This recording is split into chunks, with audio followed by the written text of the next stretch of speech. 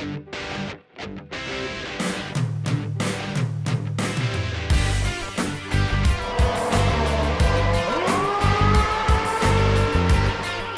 from Spain, where we've just had the Spanish Grand Prix, won a fantastic victory by Fernando Alonso, and the Ferrari in front of his home crowd and all the wonderful Spanish fans, very colourful and very wonderful.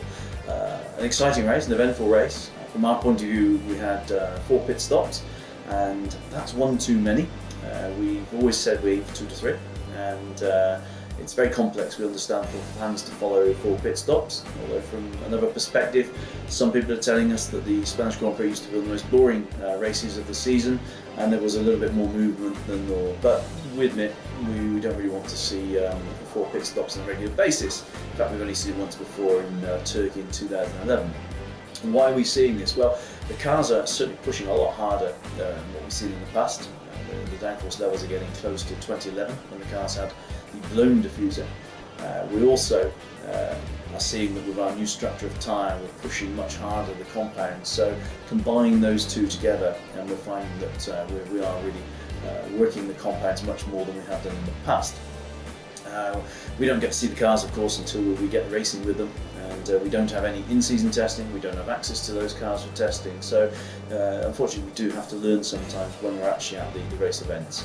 We will make changes. We want to bring something to Silverstone to make sure that we are back on track with our 2 and 3 stops. That could be compound changes, structure changes. We're going to decide that in a week.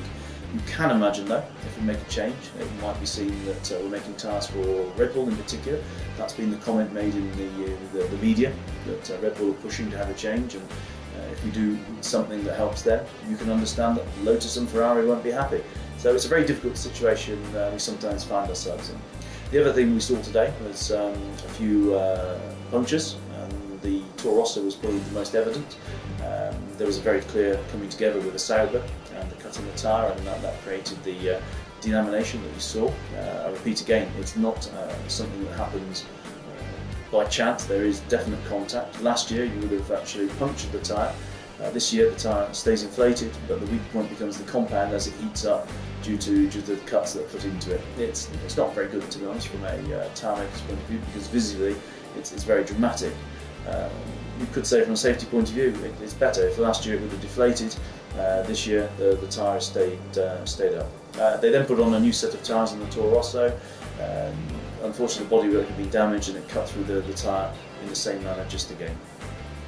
That's it. We're off to Monte Carlo next, and we hope for another stimulating race.